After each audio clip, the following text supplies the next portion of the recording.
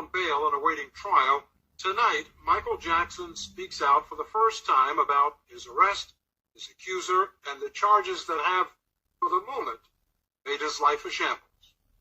We sat down with Michael Jackson on Christmas Day at a hotel in Los Angeles, one of several cities where he has been in seclusion since authorities in Santa Barbara officially charged him with 7 counts of sexual molestation and 2 counts of using an intoxicating agent reported to be alcohol to seduce the boy. What is your response to the allegations that were brought by the district attorney in Santa Barbara that you molested this boy? Totally false. Before I would hurt a child, I would slit my wrists. I would never hurt a child. It is totally false. I was outraged. I could never do something like that. This is a kid you knew? Yes. How would you characterize your relationship with this boy? I've helped many children, thousands of children. Cancer kids, leukemia kids. This is one of many. Michael Jackson says his accuser is among thousands of children he's invited to his 2,600-acre Neverland Ranch in California to play in his amusement park, visit his zoo, watch movies, play video games, and feast on their favorite foods. Tell me why you developed Neverland. Because I wanted to have a place that I could create everything that I never had as a child. So you see rides, you see animals, there's a movie theater. I was always on tour, traveling, and I never got a chance to do those things. So I compensated for the loss. Right? I can't go into a park. I can't go to Disneyland as myself. I can't go out and walk down the street. There's crowds and bumper-to-bumper cars, and so I create my world behind my gates. Everything that I love is behind those gates. We have elephants and giraffes and crocodiles and every kind of tigers and lions, and we have busloads of kids who don't get to see those things. They come up, sick children, and enjoy it. They enjoy it in a pure, loving, fun way. It's people with a dirty mind that think like that. I don't think that way. That's not me. And do you think people look at you and think that way today? If they have a sick mind, yeah.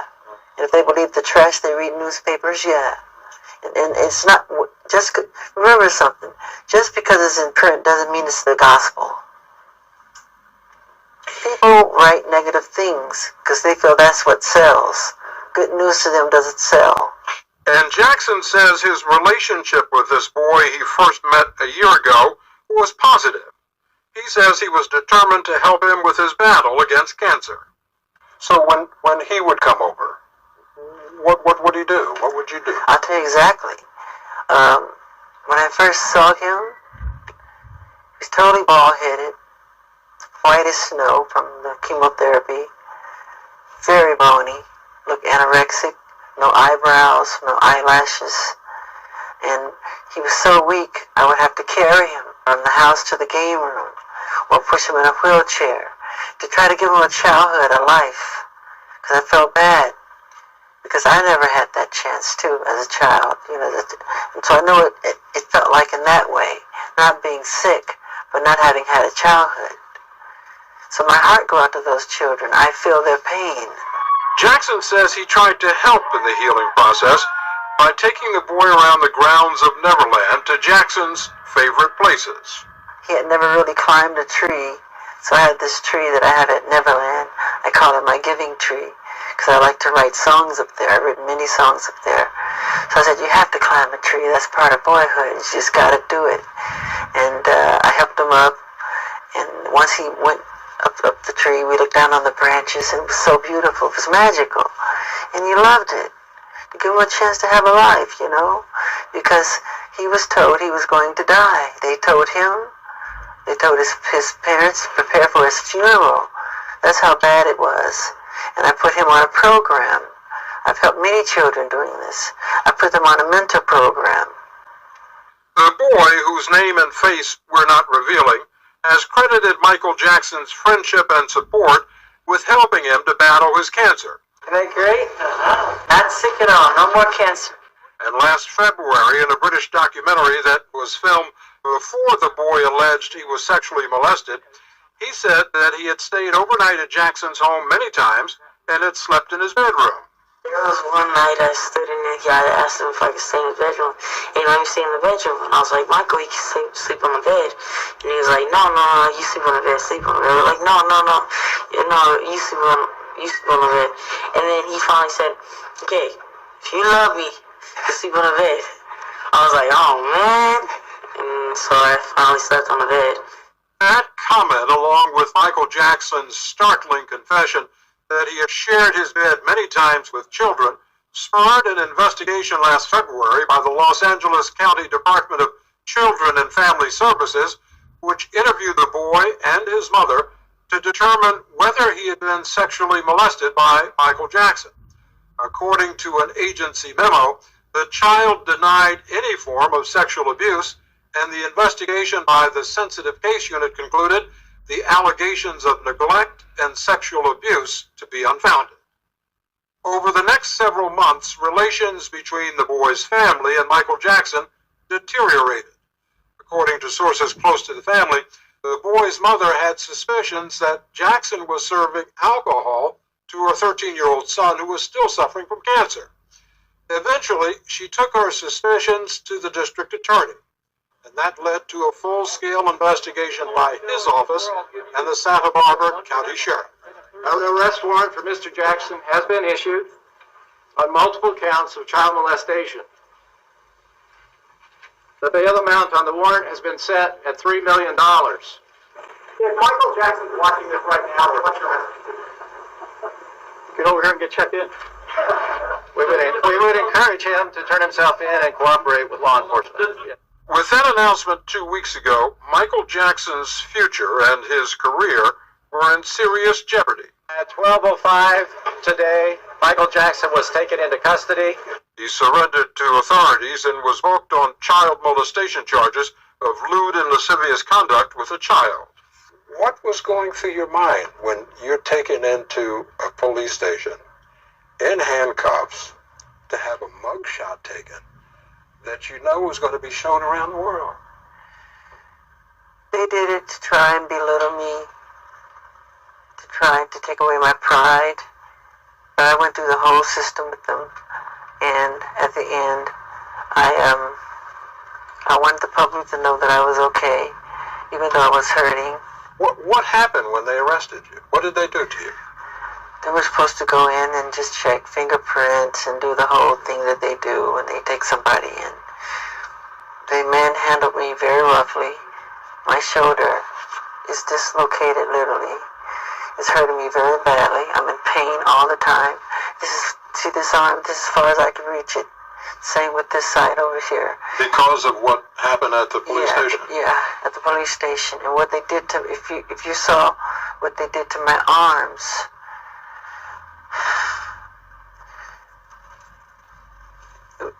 it was very bad what they did. It was very swollen. I don't want to say. But You'll see. We were given this photograph said to be taken after Michael Jackson was released on bail. Jackson says the swelling above his wrist is where the police handcuffed him. How did they do it? I mean, what did they do? With the handcuffs, the way they tied them too tight behind my Behind back. your back? Yeah, and they put it in a certain position, knowing that it's going to hurt and affect my back. Now I can't move. It keeps me from sleeping at night. I can't sleep at night. And Jackson says there was more. One time I asked to use the restroom, and they said, sure, it's right around the corner there. Once I went in the restroom, they locked me in there for like 45 minutes.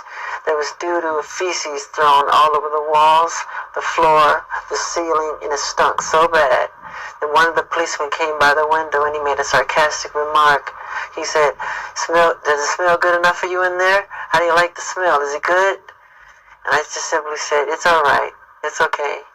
So I just sat there and waited. For 45 minutes? Yeah, for 45 minutes, about 45 minutes. And then one cop would come by and say, oh, you'll be out in a second. You'll be out in a second. Then there'll be another 10 minutes added on, then another 15 minutes added on.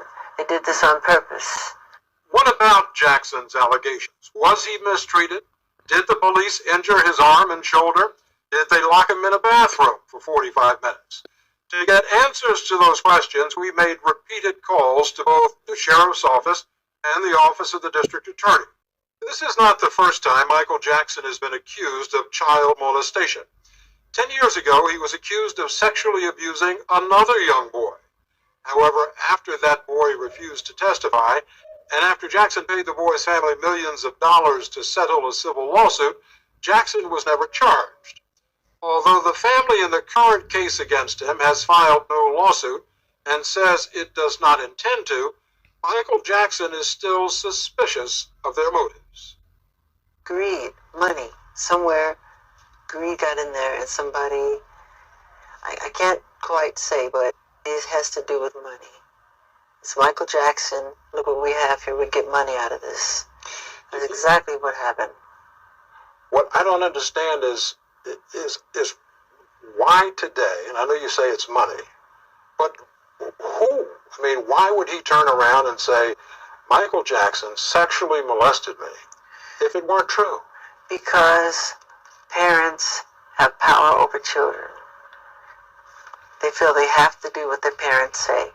But money is the root of all evil, as you know. The love of money is the root of all evil. And this is a sweet child, and to see him turn like this isn't him. This is not him. So you don't think this comes from him, this comes from his parents? No, this is not him. No, I know his heart. Jackson said that even if he could, he would never settle this case, as he did when similar charges were made in 1993. So, if you were innocent, why would you pay? I mean, to keep it quiet. I mean, why not go into court and fight for your good name? I'm not allowed to talk on that. Sure. There are other issues when it comes to Michael Jackson and his skin tone. One of them was often addressed by him, that white America never forgave him for breaking records and becoming more famous than their idols, mainly white artists. He surpassed Elvis Presley, the Beatles, and many more untouchables. The moment that happened, some people began to not only root for his downfall, but to actively work for it. As if the fact that a young black man was taking the world by storm was wrong and abnormal, and he needed to be put back in his place to where he belongs. Unfortunately, this didn't end with tabloids. There have been many disgusting statements made recently concerning allegations of improper conduct on my part. These statements about me are totally false. As I have maintained from the very beginning, I am hoping for a speedy end to this horrifying experience to which I have been subjected. I have been forced to submit to a dehumanizing and humiliating examination by the Santa Barbara County Sheriff Department and the Los Angeles Police Department earlier this week. They served a search warrant on me which allowed them to view and photograph my body, including my penis, my buttocks, my lower torso, thighs, and any other area that they wanted. According to Jackson's makeup artist Karen Faye, Michael humbly invited the examiners, sat down, and shared a meal with them. And when they left, he burst out into tears. It was the most humiliating ordeal of my life. One that no person should ever have to suffer. According to Geraldo Rivera, the video of Jackson's strip search was shared around the police precinct, like a movie, and they were showing it to outsiders too, including Geraldo himself. And even after experiencing the indignity of this search, the parties involved were still not satisfied and wanted to take even more pictures. It was a nightmare, a horrifying nightmare. But if this is what I have to endure to prove my innocence, my complete innocence, so be it. The civil suit was settled out of court, which was publicized by the media and tabloids as hush money. The settlement was made months after the allegations had gone public. By no literal sense could it be referred as hush money. Why would an innocent man settle? The media has certainly taught you all their version of answer, but not the complicated circumstances that led to the civil settlement. Keep in mind, Evan Chandler filed a civil lawsuit rather than filing a police complaint. Normally, civil complaints are only filed after the criminal proceedings are completed and justice has been served. One would naturally expect the parents of a molested child to pursue justice, and not money when they have the chance to do so. However, that was not the case with Chandler's.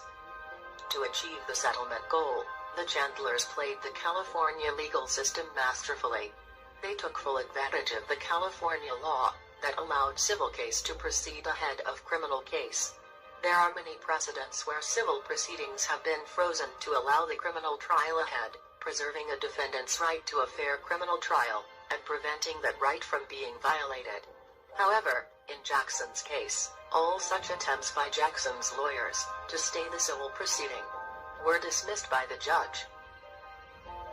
The assistant of Barry Rothman, who represented the Chandlers, revealed in details on what went behind the closed doors between Rothman and the Chandlers. And he was behind closed doors with my attorney, the Jordy Chandler was. I actually opened up the door one day. I was leaving, and I opened up the door, and Jordy was in the back, and he kind of looked a little startled because I looked and I saw him, and I was like, nobody in the office knew that he was even there. June never did agree with the allegation, but after the allegation hit, they were meeting in my attorney, David Schwartz, June Chandler, Evan Chandler, and my attorney. They were all meeting behind closed doors in my attorney's office. And I heard Evan blurt out, he says, my ass is in danger of going to prison right here. Inside the law office, the only thing they were asking for was money. Where's this money? How much? They were sending discovery in, and the discovery was only trying to find his money. They will be destroyed forever. They will be destroyed. June is going to lose Jordy. She will have no right to ever see him again. Yeah. That's a fact, Dave. That's what's going to happen. Does that help? Her career will be over. Does that help Jordy? Michael's career will be over. And does that help Jordy? It's irrelevant to me. Does this sound like a father who's concerned about his son? Or more of an extortionist who wants to avenge for his hurt ego, while the accused Michael Jackson did everything he could to pursue criminal case? The accuser Evan Chandler did everything to pursue civil case, while most media outlets raised the question as to why an innocent man would settle out of court. Think about it yourself. And Michael molested your son. Would you ask for money? Would you? No, you wouldn't ask. If Michael molested your child, you wouldn't ask for money. But you would do, the first thing a man would do is beat the heck out of him and then call the cops. Do you think a father would accept money, that would make it okay, that would make everything all right? I mean, it doesn't make any sense. I know that if that were my son, I'm sorry. I don't care if you gave me $1 billion. I want to see you either behind bars or dead for the rest of your life for doing that to my son or my daughter. It's crazy. The guy was after money is what he wanted. Jackson did everything he could to get justice. How can it be silence of victims when it was done under jurisdiction? In fact, it was the Chandlers who wanted to be silenced by Jackson. It is important to emphasize that it was the Chandler family who demanded a settlement from the very beginning, and it was not Michael Jackson who sought or offered it. Also keep in mind that the civil case was settled for negligence and not for child molestation. The resolution of this case is in no way an admission of guilt by Michael Jackson. The settlement didn't prevent the Chandlers from testifying against Jackson in a criminal court, but once they received the settlement, they refused to cooperate with the authorities because they were never interested in the criminal proceedings in the first place. Their only focus was money from the very beginning. The criminal case still went to court, in which 2 grand juries convened by the local DA Tom Sneddon didn't find any evidence to even indict him.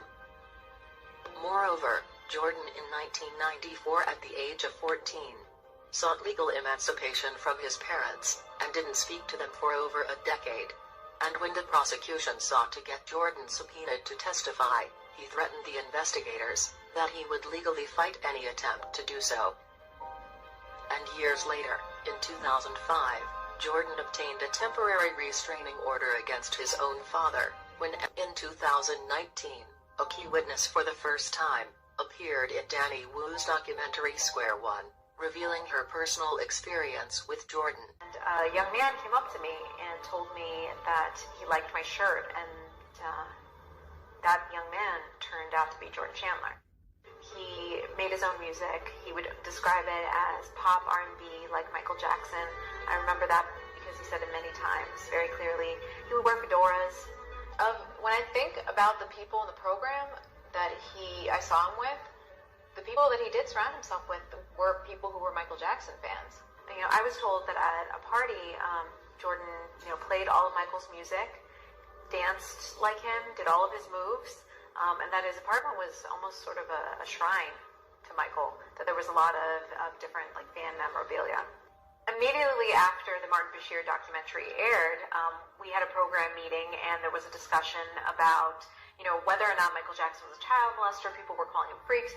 During that conversation, Jordan Chandler chimed in and said that he too believed that Michael Jackson wasn't capable of the things he was being accused of. And he said that voluntarily, and he said it without my prompting, and he wasn't asked. And, throughout the semester, there were different occasions like that where he would, again, sort of reaffirm things that I said in defense of Michael Jackson. It was shocking that he would speak up, and it really affirmed my belief that Michael was innocent. And, given things that Jordan had said separately, having nothing to do with Michael Jackson, about his home life, it affirmed my belief that he was a victim of his parents' greed and that he was forced to say certain things. The father of a boy who back in the early 1990s in a highly publicized case you probably remember accused Michael Jackson of molesting him. Well, that father committed suicide in Jersey City. Evans' end was a tragic one. He was found dead in his apartment as he had shot himself, committing suicide 4 months after Jackson's death. Evan Chandler was known by many in the Beverly Hills area to be an opportunistic and exploitative man. Unfortunately, Michael Jackson found out too late, after Evan had already set his extortion scheme in motion.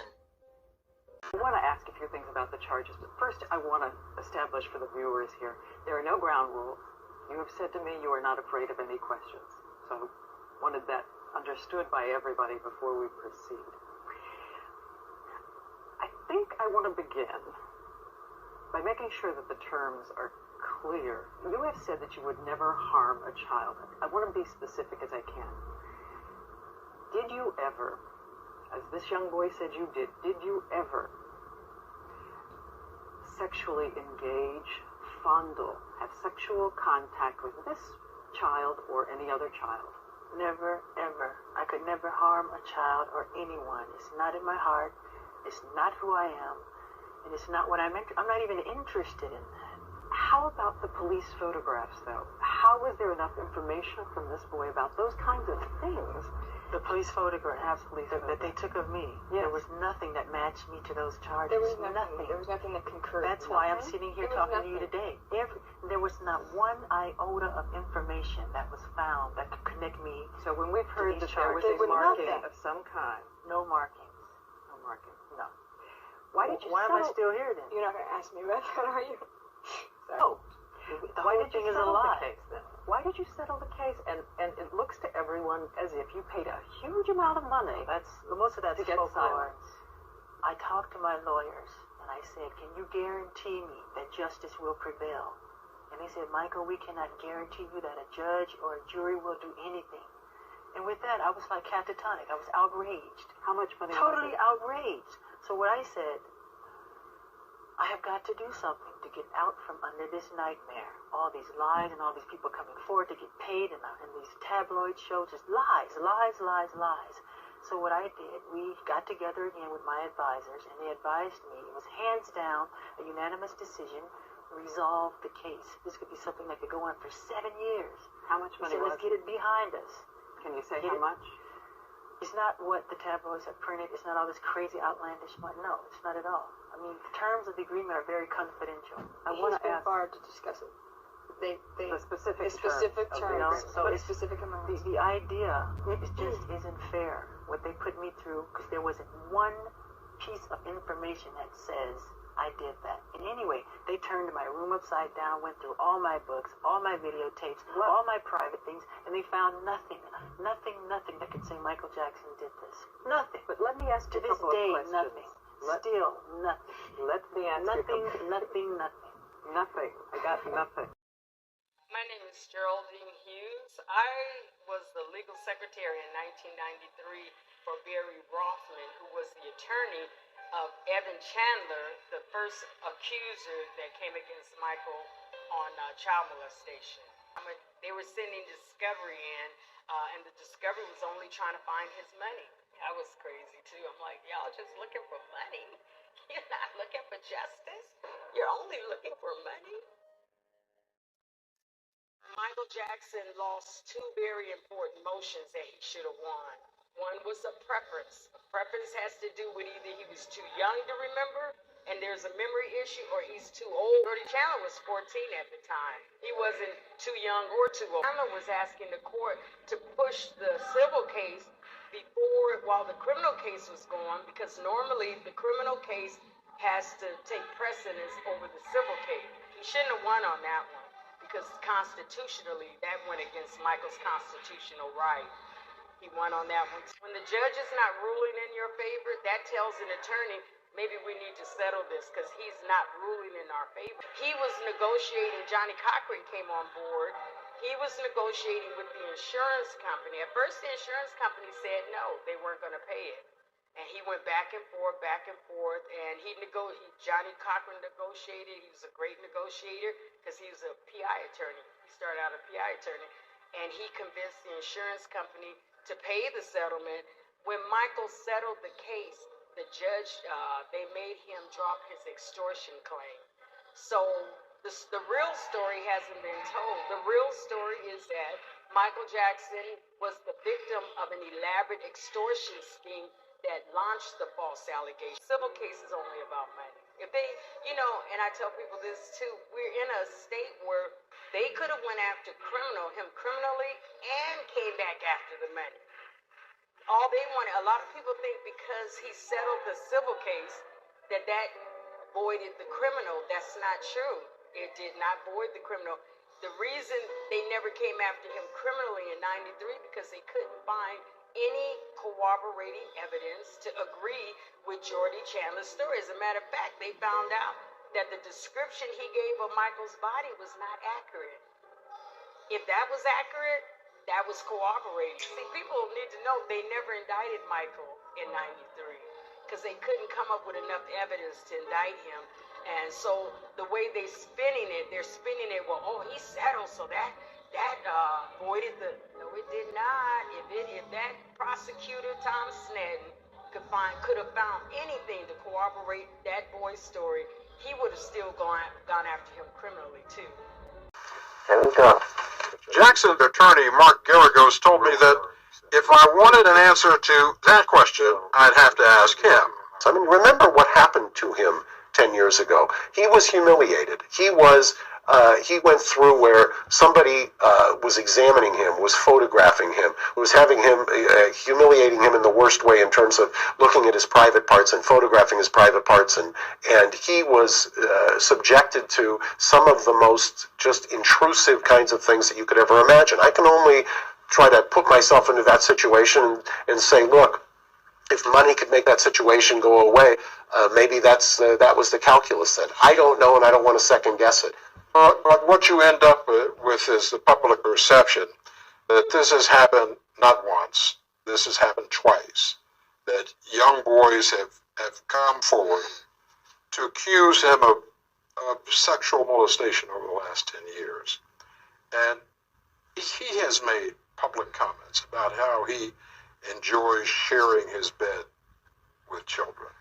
Can you understand how the public might feel that, hey, maybe there's something here, there's a lot of smoke? Well, look, there's a lot of smoke, but I think it's a lot of the people who blow the smoke are twisting what's happened. I understand when people say now there's somebody else who came forward, but I think in all fairness, most people get it. Most people understand that this case is not about anything but money. information is disgusting and false. Years ago, I allowed a family to visit and spend some time at Neverland. Neverland is my home. I allowed this family into my home because they told me their son was ill with cancer and needed my help. Through the years, I have helped thousands of children who are ill or in distress. These events have caused a nightmare for my family, my children, and me. I never intend to place myself in so vulnerable a position ever again. I love my community, and I have great faith in our justice system. Please keep an open mind and let me have my day in court. I deserve a fair trial like every other American citizen. I will be acquitted and vindicated when the truth is told. Thank you. It all started with the release of the Martin Bashir documentary Living with Michael Jackson, which featured the boy Gavin Arvizo. Michael Jackson was introduced to Gavin and his family in the year 2000, after the boy had requested to meet Jackson. He was suffering from cancer at that time. According to Gavin, Jackson called him about 20 other times during his illness. After Gavin's first round of chemotherapy, the Arvizo family visited Neverland for the first time in August 2000. On their very first visit, Gavin and his brother Star begged Jackson to let them sleep in his bedroom. This is the night that is referenced in the 2003 Martin Bashir documentary that caused massive public uproar, even though both Gavin and Jackson made it clear that while the kids slept on the bed, Jackson slept on the floor. Gavin came to Michael and said, "Michael, could we sleep in your room tonight?" And Michael looked at me and says, "I don't know, I think you better ask your mother." "Oh, we already asked our mother. She says, sure, no problem." I'm like, no, this is something's odd. This is not right. And then as I was about to go tell Gavin that he cannot sleep in Michael's room, Michael says, "Okay, I have a solution for this. You have to sleep in the room with me." The two children slept on the bed, and Michael and I slept on the floor. After this incident, Jackson actively avoided them and maintained distance from the family personally, while helping them to cope up with Gavin's illness as well. He allowed the Arvizos to use the ranch for a blood drive for Gavin, where all his employees donated their blood. Jackson gave the family a white van and a laptop as a gift, which were later sent back to Jackson, in order to have them repaired as they had broken down. But according to the Arvizos, they never saw any of these items again. They didn't have much contact with each other until the Bashir documentary in 2003.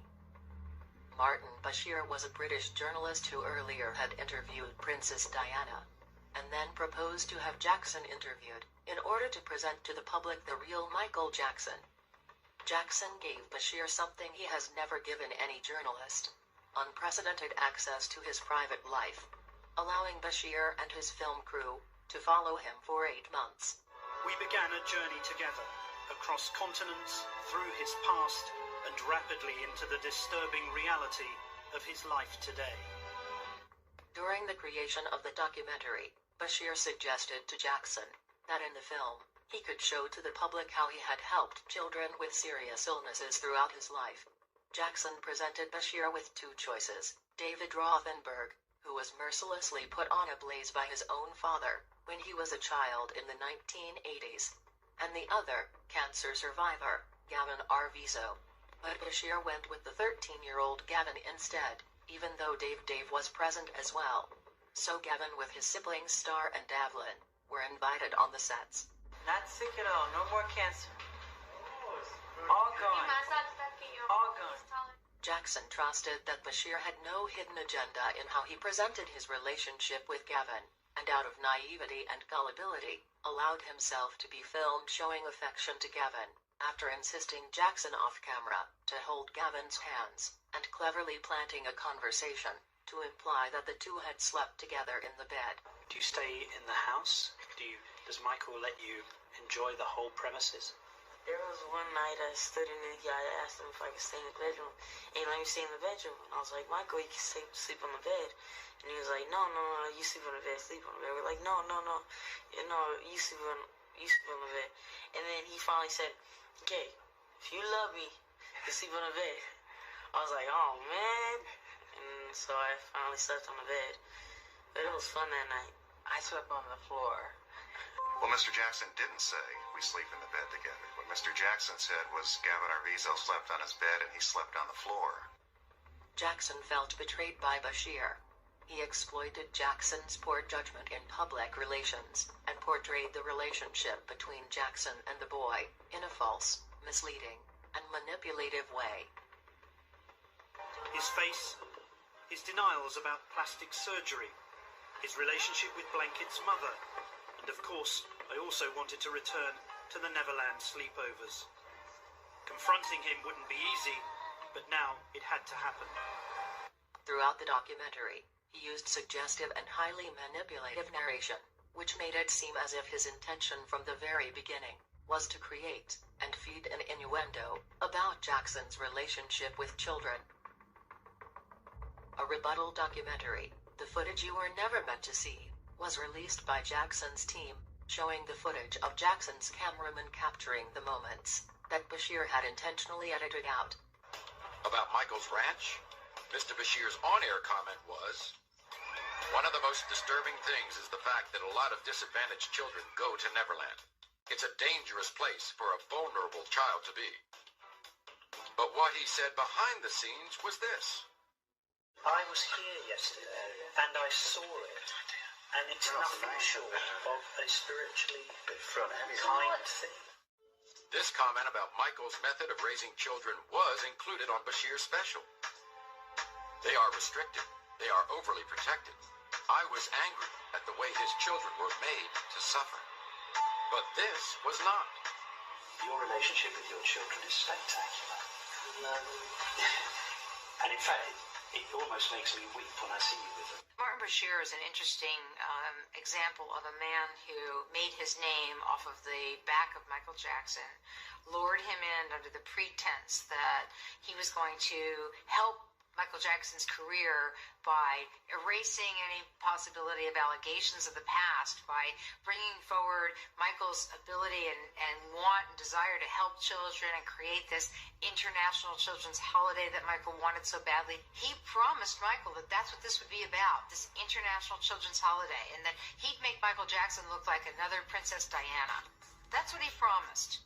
Martin showed Michael a letter from Princess Diana. Thanking him for the show that he did with her. The interview that said, Martin's a great guy, he'll take care of you, it was a great interview, whatever. And then Michael just figured, he's okay then. If it was, if Di liked him, he was fine. He didn't care. He wasn't trying to be Michael's friend. Michael didn't learn till after the documentary was made that Martin Bashir had been officially reprimanded in Britain for unfair journalistic practices. Is there things that you left out of this thing?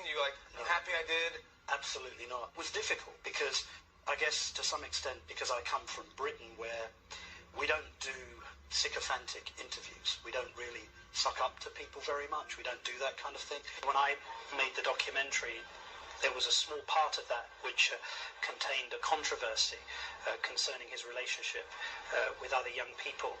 But the truth is that he was never convicted of any crime. I never saw any wrongdoing myself. And whilst his lifestyle may have been a bit unorthodox, I don't believe it was criminal. It is clear that Bashir duped him into believing that he would make a positive documentary that would put forth the truth about his life, but instead depicted Jackson as a dangerous man who is not fit to be around children and portrayed him in a negative light, totally opposite to what he had promised. Nothing positive made to the cut. When the documentary aired on 3rd February 2003, this segment caused a storm of bad publicity for Jackson and wild speculations about the nature of his relationship with Gavin Arvizo, when in reality, there was not even a relationship between Jackson and Gavin in the first place, as they hardly even met. I will tell you, Dan, that this family, every conversation I had with them, every meeting I had with them, any interaction with them centered around either money, fame, celebrity, and or possessions. The family apparently was aware of prior allegations that had been made against Michael in the past and had hinted that there was really nothing keeping them from doing something similar unless My understanding was they were very concerned and upset that they were not compensated for the Bashir documentary, which had aired. When they started making threats, Michael realized this was not a family he needed around him. And I think he would have done anything he could at that time to distance himself from them, or to distance them from him. They were trying to do whatever they could to take care of what they saw as a potential problem, a loose cannon, someone who was very well knowledgeable of the 93 event or allegations and had threatened to do something similar. He's characterized as nothing more than an attempt to extort money. And the entire time while he was sick and undergoing chemotherapy, I actually never even met the mom. I never met the mom for a year. Yeah, I thought it was weird. There were times when we would we would spend the night with the accuser in the hospital while he was undergoing chemotherapy, and the mother was never there. These kids were very comfortable being at Neverland. These kids knew all of the security passwords to every room you could imagine, even the rooms that were, blocked off to anyone else that were personal to Michael. The last time that I actually saw them, I left them at Neverland. But the night that I spent the night, they actually asked to sleep in Michael's room. However, Michael was not there, but they insisted and they really wanted to. I thought to myself, what child would want to go into the room where these awful things were happening to them? According to the timeline, it was after these things had already been happening to him. And he tried to do so much for them. And they told me that Michael was the one who helped cure this child of cancer. Just his love and his support. The same people who were able to say that they were capable of then turning their backs on him and making these just awful allegations for the sake of money or whatever it was I just felt really betrayed. We asked the mother of the accuser who made these latest allegations to tell us her side of the story, but she declined and would not authorize anyone else to speak on her behalf. That British documentary last February, which you didn't like. Yeah, I didn't like. You said in that documentary that many children have slept in your bedroom. You said, and I'm going to quote here, why can't you share your bed? The most loving thing to do is to share your bed with someone. Yes.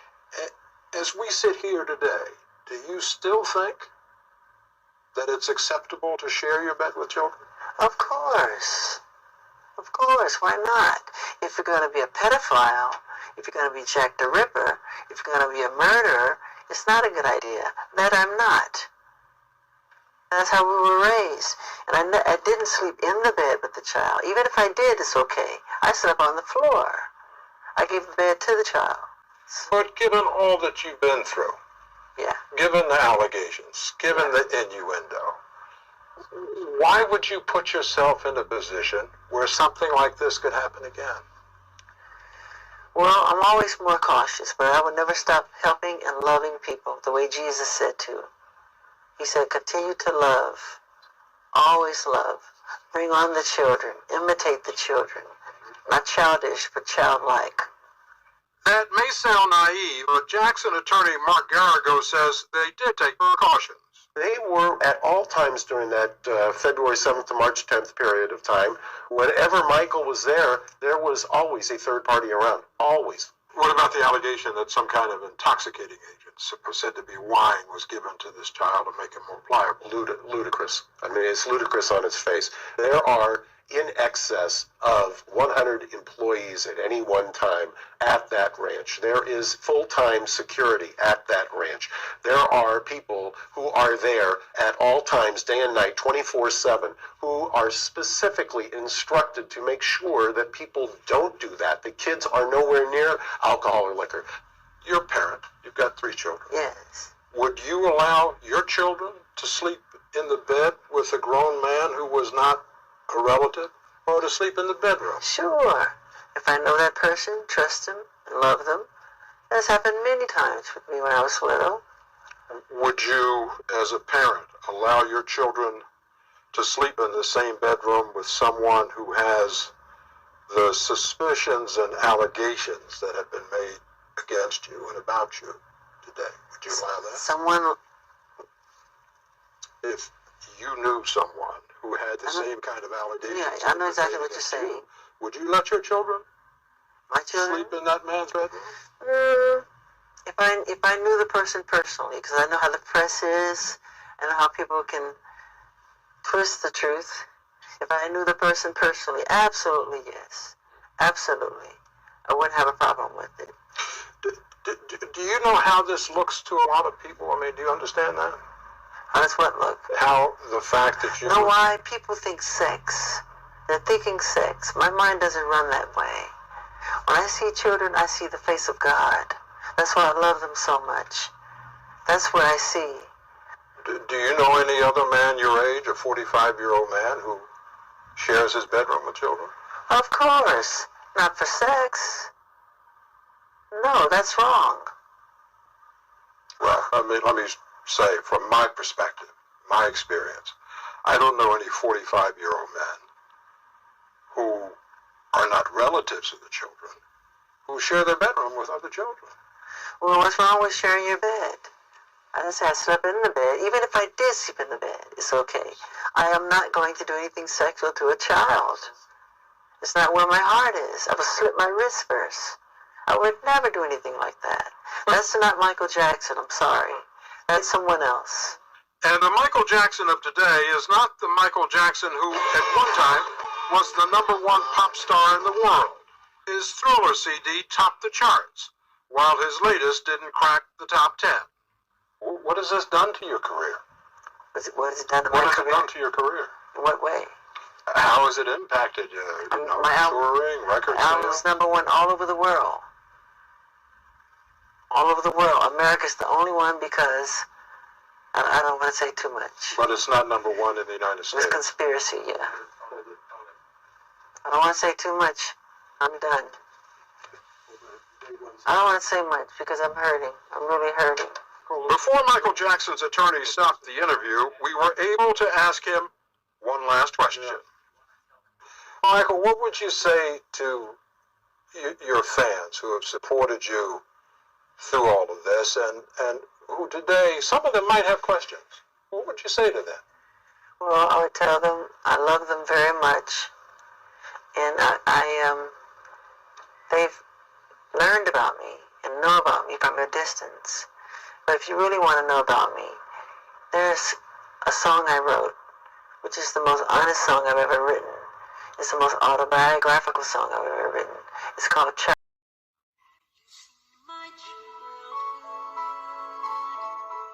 They should listen to it.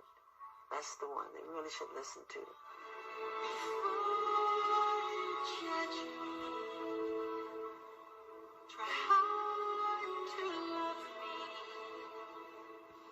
And thank you for your support, the fans around the world. I love you with all my heart.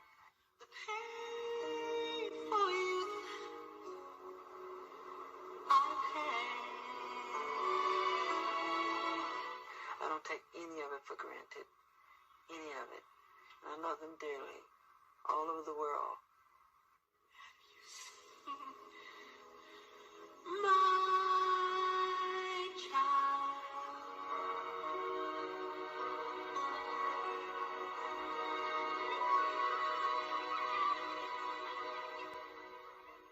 Michael Jackson will make his first appearance in court on January 16th when he is arraigned.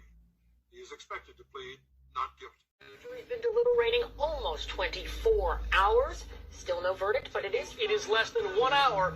We are supposed to find out the fate of the jury has reached a verdict in that Santa Maria courthouse. Now the jury in the Michael Jackson case has reached a verdict within the hour.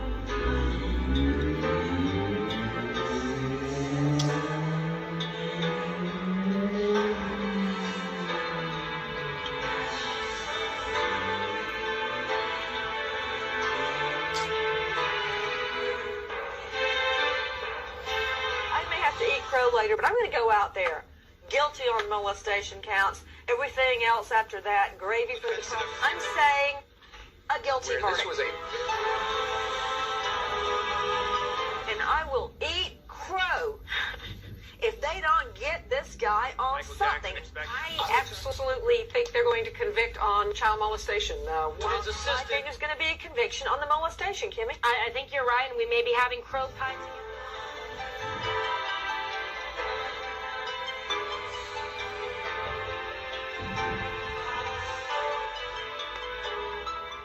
They're going to turn here and then take a right into the courthouse.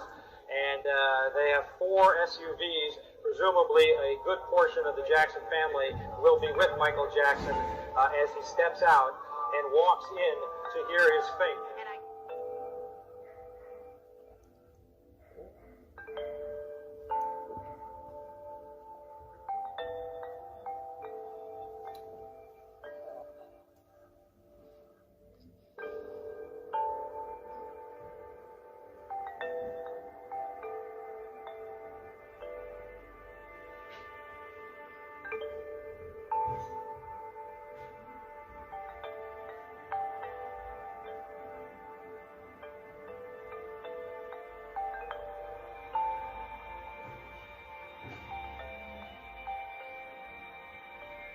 Of the courtroom clerk reading the verdicts. It's coming in now. Momentarily, we go there live. And now the courtroom. Count 1, verdict. We, the jury in the above entitled case, find the defendant not guilty of conspiracy. Count 2, verdict. We, the jury in the above entitled case, find the defendant not guilty of a lewd act upon a minor child. Count 3, verdict. We, the jury in the above entitled case, find the defendant not guilty of a lewd act upon a minor child. Count 4, verdict. We, the jury in the above entitled case, find the defendant not guilty of lewd act upon a minor child. Count 5, verdict.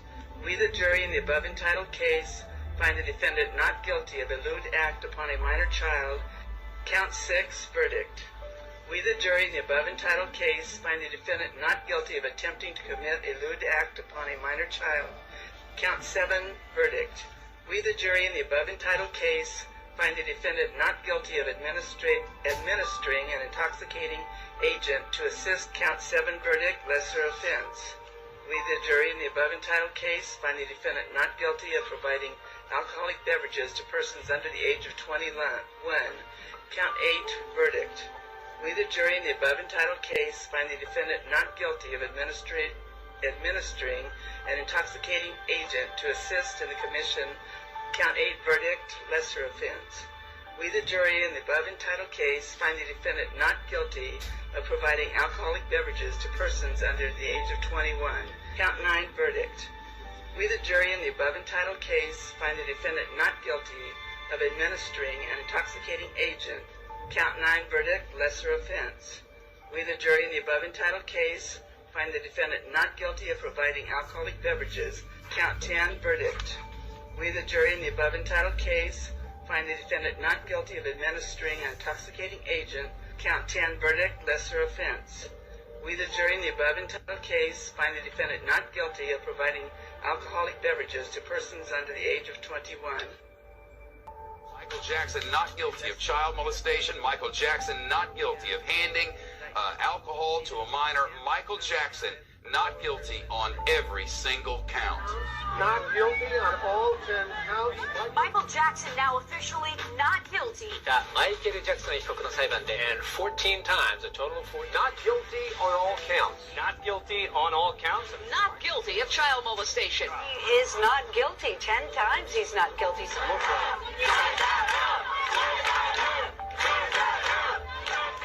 Accuser's mother could not be believed, and her kids who accused Jackson of child molestation could not be trusted either. We saw these witnesses. For the most part, they were horrific witnesses, in my opinion. Tom Stennon did not have a case, and yet he prosecuted Michael Jackson. Had it been anyone else, Michael Jackson or that other person would not have been a corpse. I can't say there was anything that convinced me to say guilty, ever. The evidence in the case, they had nothing.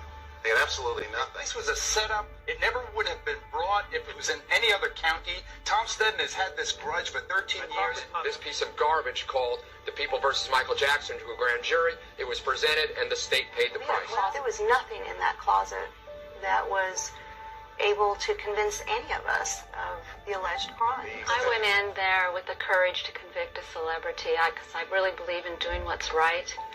And witness after witness, I was more convinced of the innocence. The non-African American jury. Right. No one can look back and say this was another O.J. racially motivated verdict. This is a jury in a very, very conservative part of California, a jury that by all markings looked like a pro-prosecution jury. And if this jury had no doubt, none of us should have any doubt whatsoever. Thank God Michael is vindicated for all time. Now maybe people will leave him alone. Michael Jackson walks away a free man, acquitted on all counts. An important day in Michael Jackson's life. He hugged his mother, he hugged his father, he gave all of his brothers and sisters a kiss, and he saw his children, who are the most important thing in the world. He started to cry more and more. With each not guilty, there were more tears. At one point, he even put both hands to his eyes to stop the flow. The lawyer for Michael Jackson lost it. When she lost it, I lost it, because she was so, throughout the whole trial, she would look at the witnesses, not move. She would just stare at them the whole time. She never slept. And she was always so alert and everything. And then to see, my gosh, her emotions just come pouring out. That was just, He looked over at us. In fact, I made eye contact with him in the last part of the just read. And he kind of just mouthed. He didn't openly say it, but he just kind of like said, you know.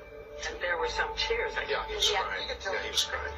Still look at you as my father figure because you're just amazing, and your love is magical. That's how I feel. I have not the words to explain how I feel.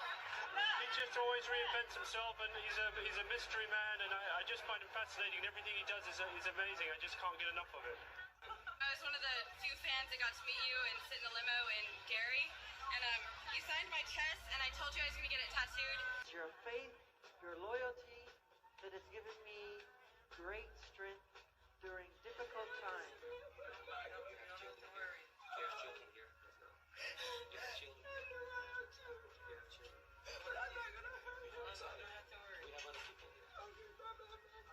He loves the fans, and he knows that we love him too, and that we would do anything for him. I think people are just jealous. You got to look at the man's heart. You look at what he does for the children, for people in general. I don't care what he does to his face. He has to live with that, you know. This is hard. That's what matters. He's a great entertainer. Take all the other crap. He's the best. He's the greatest. Tabloid junk. We need to burn all the tabloids.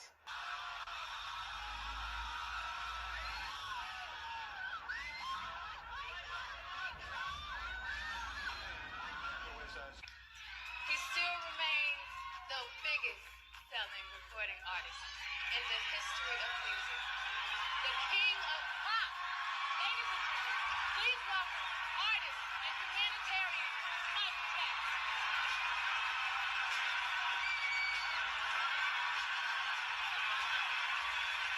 Michael, you've won every conceivable award, so the RMAs had to invent a new one just for you.